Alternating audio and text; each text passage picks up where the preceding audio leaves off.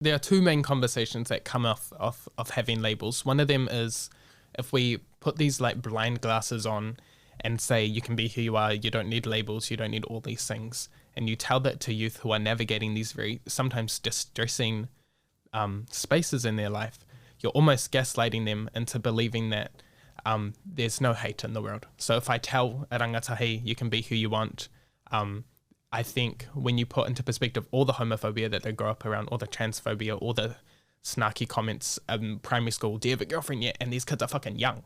And all these heteronormative societal conditions that they grow up in. And when you tell them that they're just allowed to be who they are, it sort of gaslights you. And it's like, were those experiences that I had not real?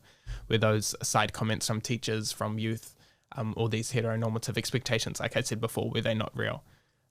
And then the other part of the conversation is, as Māori, we're Māori before anything else. I'm a descendant of Ngāpū, of Ngāti Wai, of Ngāti Whātua Kaipara, of Ngāti Poro, before I am Quack. When we introduce ourselves in our pepeha, often we go through our landmarks, our maunga, our moana, our waka, how we got to Aotearoa, and then we introduce our name.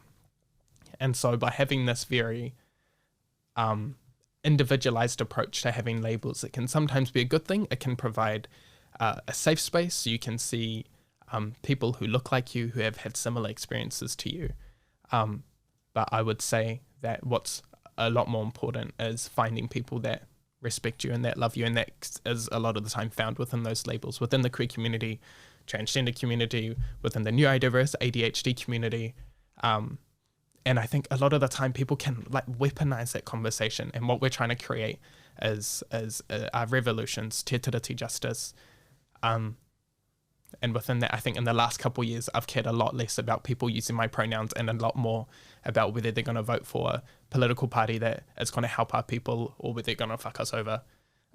But yeah, everyone's on different stages in their haidinga. For me, labels aren't too much of a big thing. It can be a place of understanding, a place of comfort, a place of identity for me and my people. But I care much more about the bigger picture in these spaces.